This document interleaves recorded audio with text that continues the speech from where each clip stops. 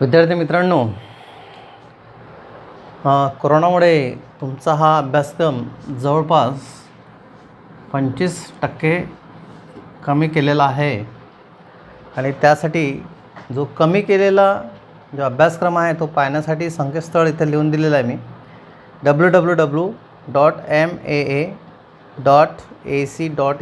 याच्यावर जायचं आहे. वर जाऊन क्लास 9th आणि क्लास 10th याच्यावर सिलेक्ट करायचं आहे आणि माध्यमसाठी स्क्रीनच्या खाली माध्यम दिलेले आहेत, इंग्लिश आणि मराठी. त्यापैकी इंग्लिश माध्यम सिलेक्ट करायचं आहे. ठीक.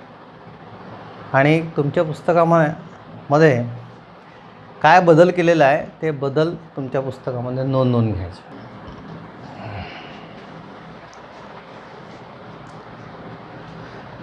आज आपण सुरू करूया कंडिशनल स्टेटमेंट अँड कॉन्वर्ट्स. मग आता हे स्टेटमेंट आणि कंडिशनल स्टेटमेंट म्हणजे काय? कारण की आपल्याला पुढे काही थेरम शिकायचे आहेत. आता थेरम म्हणजे काय नाही का, पोस्ट्युलेट्स म्हणजे काय, याला आपण गृहीतक म्हणतो. आणि त्यासाठी हे जे कंडिशनल स्टेटमेंट आहे आणि त्याचा कॉन्वर्ट्स आहे हे समजून घेणे महत्त्वाचे आहे. या ठिकाणी एक सेंटेन्स मी लिहून दिलेला आहे की if the given quadrilateral is a rhombus.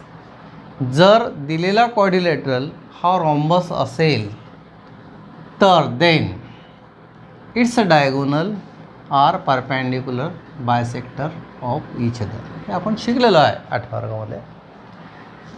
The given quadrilateral is a rhombus म्हणजे इथून सुरू झालेलं आहे, म्हणजे इफ आणि नंतर देन. ग्रॅमॅटिकली तुम्ही ग्रामरमध्ये शिकला इफ देन आणि वाक्य जोडणी किंवा लयने अशा प्रकारचे वाक्य आहे. या वाक्याला म्हणतात conditional statement. Okay, this is called a conditional statement. Conditional अट आहे स्टेटमेंट. ही कशी अट आहे? इफ जर the given quadrilateral is a rhombus, जर गिवन क्वाड्रिलॅटरल हा रॉम्बस असेल देन तर its diagonal are perpendicular bisector of each other. तर त्यांची डायगोनल हे एकामेकाला परपेंडिक्युलर बायसेक्टर असतील. आता इथे हा जो पहिला इफ नंतर जो वाक्य येते त्याला म्हणतात अँटेसिडेंट. हो, अँटेसिडेंट जो होईल the given quadrilateral is a rhombus. आणि देन नंतरचा जो वाक्य आहे त्याला म्हणतात कॉन्सिक्वेंट. त्याला म्हणतात कॉन्सिक्वेंट. ओके, म्हणजे इथे diagonals are perpendicular bisector of each other. याला म्हणतात कॉन्सिक्वेंट. म्हणजे इफ नंतरचा वाक्याला म्हणतात अँटेसिडेंट आणि देन नंतरचा वाक्याला म्हणतात कॉन्सिक्वेंट. ठीक. आता इथे दुसरं वाक्य घेऊन या. दुसरं वाक्य इथे लिहून दिलेलं मी काय, if the diagonal of a quadrilateral are perpendicular bisector. आता या ठिकाणी हा जो सेकंड वाक्य जो होता कॉन्सिक्वेंट होता तो आधी लिहिलेला आहे आणि अँटेसिडेंट नंतर लिहिलेला आहे. Then it is a rhombus. Okay, तर या ठिकाणी याला म्हणतात, पहिला जो वाक्य दिलेला आहे हा, या पहिला वाक्याचा हा जो दुसरा वाक्य आहे याला म्हणतात converse. This is a converse of statement first. ही जी पहिली स्टेटमेंट आहे त्या पहिल्या स्टेटमेंट याला काय म्हणतात कॉन्वर्स. म्हणजे पहिल्या स्टेटमेंटला जो कॉन्सिक्वेंट आहे तो आधी लिहायचा इफ आणि इफने लिहायचं. If the diagonal of a quadrilateral are perpendicular bisector of each other then it is a rhombus. उलट केला आहे आणि म्हणून याला म्हणतात कॉन्वर्स. Next postulate. पोस्ट्युलेट म्हणजे काय? याला आपण गृहीतके, ॲक्शन्स. म्हणजे काही गृहीतके आहेत, जसं युक्लिडनी काही गृहीतके शोधून काढलेली आहे. हे गृहीतके म्हणजे काय की एका बिंदूतून अनेक रेषा आपल्याला काढता येतात. हे आपण मागे पण घेतलेलं आहे. दोन बिंदू दिले असतील तर दोन बिंदूतून जाणारे एक आणि एकच रेषा असते. ठीक आहे, दोन रेषा एकामेकाला एकाच बिंदूतून छेदून जातात. So these are nothing but axiom, these are the postulate here. हे एक प्रकारची काय जॉमेट्रिकल स्टेटमेंट आहे आणि ही जे जॉमेट्रिकल स्टेटमेंट आहे हे आपण ॲक्सेप्ट केलेलं आहे आणि म्हणून त्याला काय म्हटलं आहे पोस्ट्युलेट. दुसरं मग थेरम कसं आहे, समजा एखादा पोस्ट्युलेट आहे, गृहीतक आहे, मग तो त्याला लॉजिकली प्रूव्ह करणे, तर्काच्या साहाय्याने प्रूव्ह करून दाखवणे की नाही हे खरं आहे. ओके, तर त्याला म्हणतात थेरम. जसं तुम्ही पायथागोरस थेरम शिकलेले आहात, बरोबर आहे. हायपोटेनसचा square is equal to sum of the remaining side तुम्ही शिकलेले आहात, बरोबर आहे. हायपोटेनसचा square is equal to sum of the square of the remaining two side हे शिकलेले आहात. तर हा एक पोस्ट्युलेट आहे आणि याची सिद्धता आपल्याला ते करून दाखवलेली आहे. इथं एक स्क्वेअर काढला तेवढ्या लांबीचा, एवढा लांबीचा स्क्वेअर काढला, एवढा लांबीचा स्क्वेअर काढला आणि दोघांचे जे एरिया काढले, याचा एरिया काढला, यांचा एरिया काढला, तर हा एरिया बरोबर या दोघांच्या एरिया बरोबर भरतो, area of this two. Okay, square. तर अशा प्रकारची गृहीतके आणि मग त्या गृहीतकाला लॉजिकली प्रूव्ह करणे म्हणजेच थेरम आहे. ठीक आहे, ही जे पायथागोरसची थेरम आहे, ही पायथागोरसची थेरम आपण 7व्या वर्गापासून शिकत आलेलो आहोत. ती तुम्हाला 10वीमध्ये प्रूव्ह करायची. On the basis of postulate जे स्थापन केलेलं आहे त्याच्यावर काही प्रॉपर्ट्या यूज करतात आणि त्या प्रॉपर्ट्याला लॉजिकली प्रूव्ह करतात. Okay, so some properties can be proved logically are called theorem. त्याला सोडवण्याचे काही पायऱ्या आहेत, दोन प्रकारे. एक तर डायरेक्ट मेथड,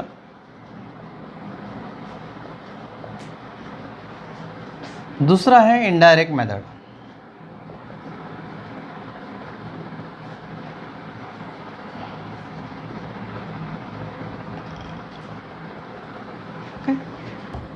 आणि या थेरम सोडवण्याच्या काही पायऱ्या पण दिलेल्या आहेत, स्टेप्स. पहिला आहे प्रूफ ऑफ द, याला म्हणतो आपण प्रूफ.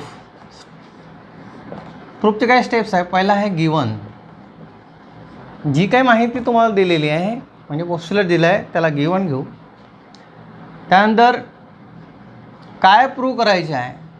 ॲक्च्युली गिवन म्हणजे हा एक प्रकारचा ॲन्सिडेंट असते आणि प्रूव्ह म्हणजे कॉन्सिक्वेंट याला आपण टू प्रूव्हमध्ये येतं आणि गिवनमध्ये ते ॲन्सिडेंट. त्यानंतर याला काही प्रूव्ह करण्यासाठी काही कन्स्ट्रक्शनची आवश्यकता पडते. Construction and then the proof. So these are the 4th steps here. हे 4 पायऱ्या आहेत. त्यापैकी ही जी तिसरी जी पायरी आहे ही पायरी ऑप्शनल आहे. म्हणजे प्रत्येक वेळेस कन्स्ट्रक्शन केलंच पाहिजे ना असं आवश्यक नाही.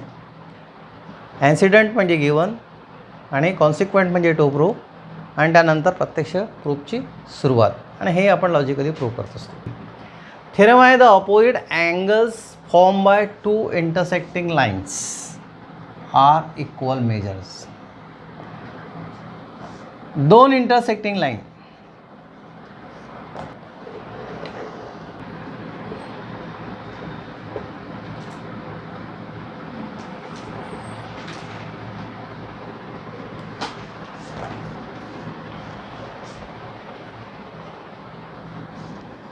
गिवन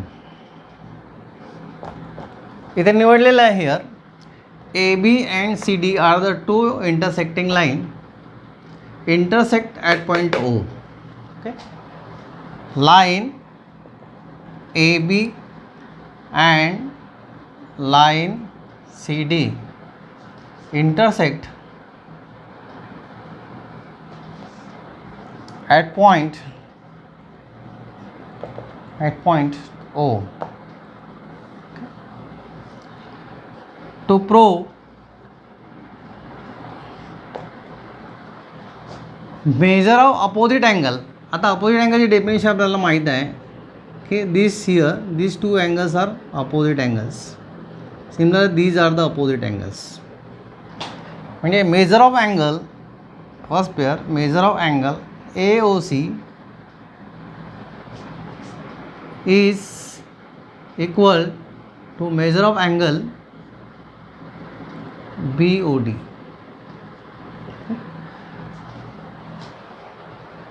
दुसरं आपल्याला म्हणता येईल second, measure of angle BOC is equal to measure of angle AOD. हे दोन आपल्याला प्रूव्ह करायचे आहे. Proof.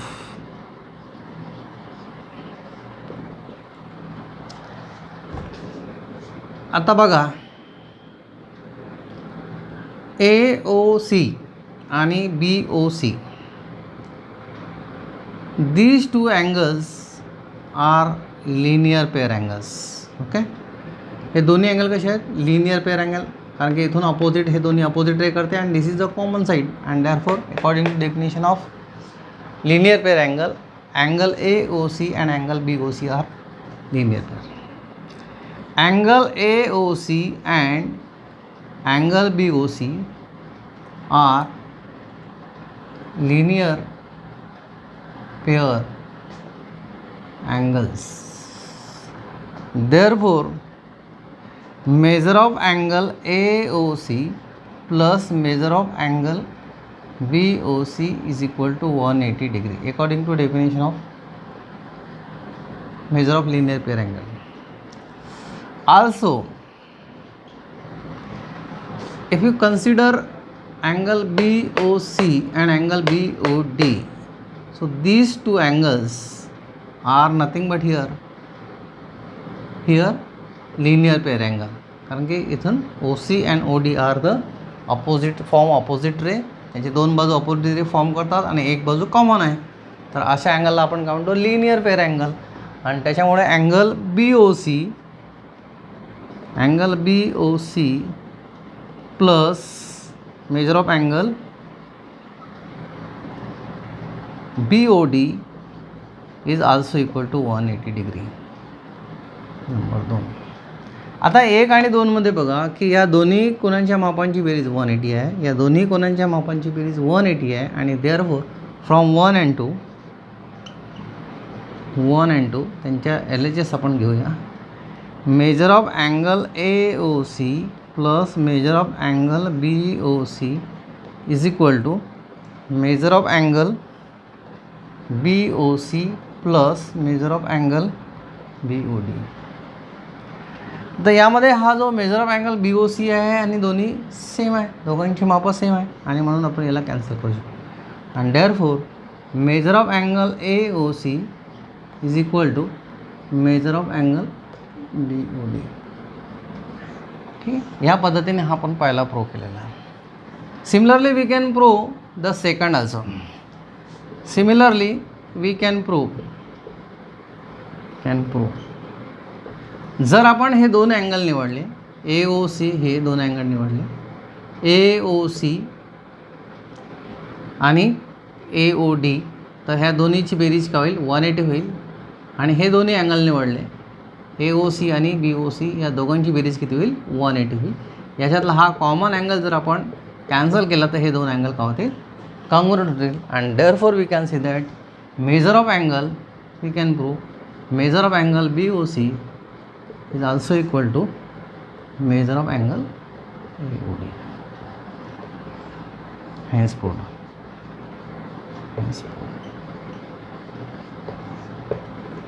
Practice set 1.3.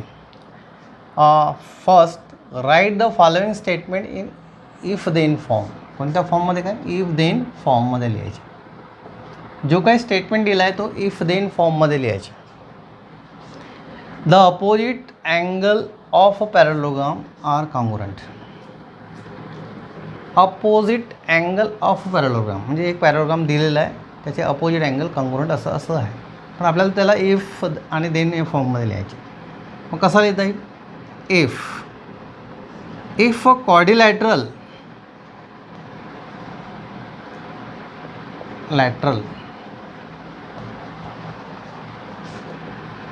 Is a parallelogram. जर दिलेला क्वाड्रिलॅटरल हा पॅरलोग्राम असेल तर देन इट्स ऑपोजिट, तर त्यांच्या समोर angles opposite angles are congruent. Okay. दुसरा इथे क्वेश्चन दिला आहे, the diagonals of a rectangle are congruent.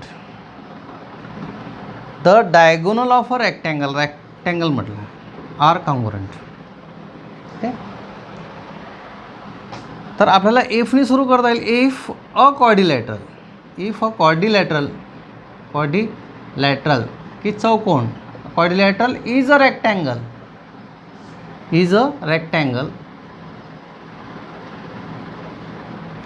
जर कॉर्डिलॅटरल हा रेक्टँगल असेल तर देन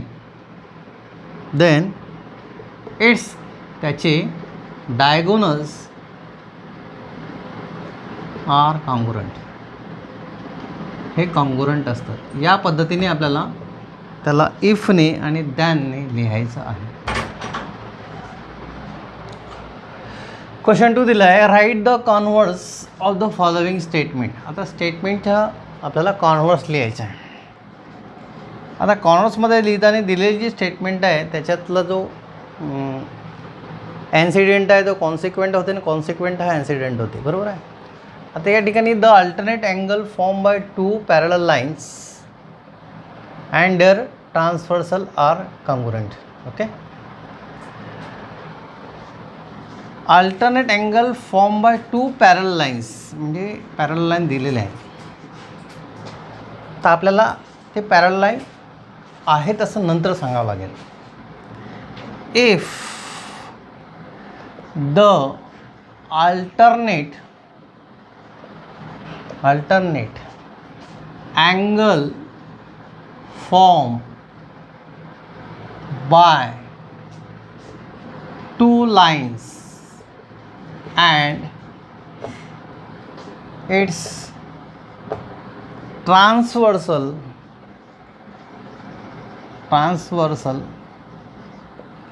then जर दोन रेषा आणि त्यांची एक ट्रान्सव्हर्सल यांनावरून जे अल्टरनेट अँगल तयार होतात, ओके, ते कॉन्ग्रुएंट असतील, आर कॉन्ग्रुएंट, तर then the given lines are parallel. तर जे दिलेले दोन लाईन आहेत ते काय होतील, पॅरलल इक्वेशन.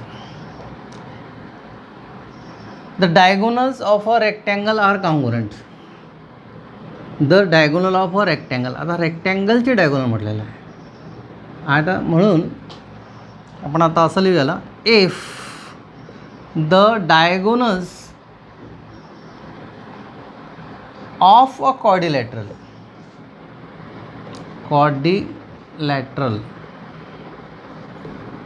आर कॉन्ग्रुएंट, म्हणजे एखादा क्वाड्रिलॅटरल दिला आहे त्यांचे डायगोनल जर कॉन्ग्रुएंट असतील तर देन तो क्वाड्रिलॅटरल रेक्टँगल असतो, then it is a rectangle. या पद्धतीने त्याची मांडणी करावी लागेल. प्रॉब्लेम सेट 1 यामध्ये काही जे कट झालेला पोर्शन आहे, तर क्वेश्चन नंबर दुसऱ्यातला 3रा आणि 4था, त्याचप्रमाणे क्वेश्चन नंबर 3ऱ्यातला 5वा 6वा हे दोन या ठिकाणी कट झालेले आहे. त्याचप्रमाणे प्रॉब्लेम सेटमधला 6वा आणि 10वा हे सुद्धा कट झालेले आहे, म्हणजे वगळण्यात आलेले आहे. याची नोंद घ्या.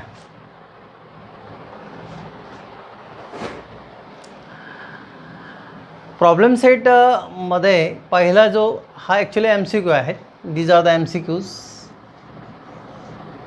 त्याच्यापैकी मी पहिले 2 MCQ इथे घेतलेले आहे. How many mid point does a segment have. याच्या आधी आपण एक डेफिनेशन बघितलं आहे की A, B आणि M, बरोबर आहे.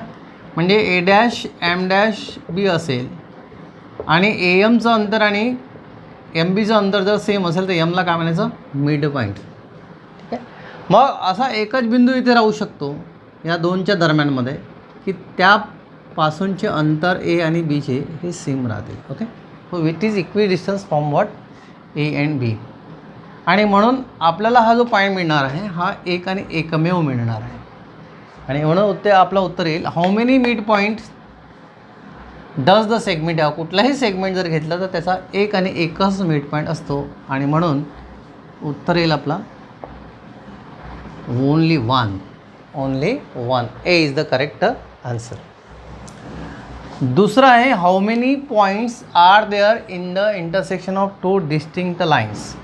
मगाशी मी एक 2 लाईन घेऊन दाखवल्या होत्या, ह्या लाईन, आणि एकामेकाला आपण इंटरसेक्ट करून पाहिल्या. तर इंटरसेक्शन इज ओनली 1 पॉईंट आणि म्हणून किती पॉईंटमध्ये तो इंटरसेक्ट होईल? Only 1 point. So this is the answer. Question number 2 आहे on a number line coordinate PQR. त्यांनी नंबर लाईन म्हटलेलं आहे. फॉर एक्झाम्पल आपण एक नंबर लाईन घेऊया. त्यांनी कोऑर्डिनेट ऑफ P म्हटलेलं आहे 3. आता या ठिकाणी समजा आपण -5 आहे, इकडे मी घेतो -5, त्याच्यानंतर 3 आहे, इथे घेतो 3 कुठेतरी, आणि त्याच्यानंतर 6 आहे तर तो इकडे येईल, इथे कुठेतरी 0 राहील. ठीक आहे, हा पॉईंट आहे. तर पहिला पॉईंट आहे P, हा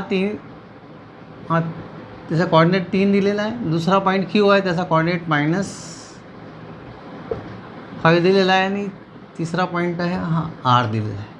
असं आपल्याला तो गृहीत धरावं लागेल.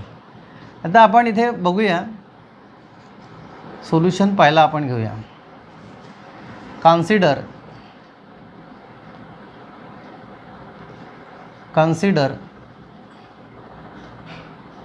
Distance PQ plus distance QR. आता हा जो डिस्टन्स PQ आहे, P ते Q हा जो डिस्टन्स आहे हा किती येते ते पाहू आपण. डिस्टन्स PQ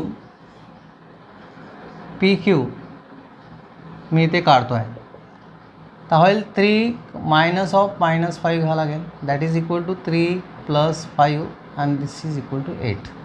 किती डिस्टन्स आला? 8. तर मी इथे लिहितो 8 प्लस, थोडंसं डायरेक्टच घेऊ डिस्टन्स QR. तर डिस्टन्स QR मी काढतो. QR म्हणजे R 6 आहे, 6 मायनस आणि हा -5 कारण की हा मोठा आहे, which equal 6 + 5 that is equal to 11 म्हणजे 11. आणि याची व्हॅल्यू जी आली आहे 19 आली आहे. किती आहे? 19. नंबर 1. Distance PR. आता हा जो डिस्टन्स PR आहे, तर डिस्टन्स PR मी इथेच काढतो.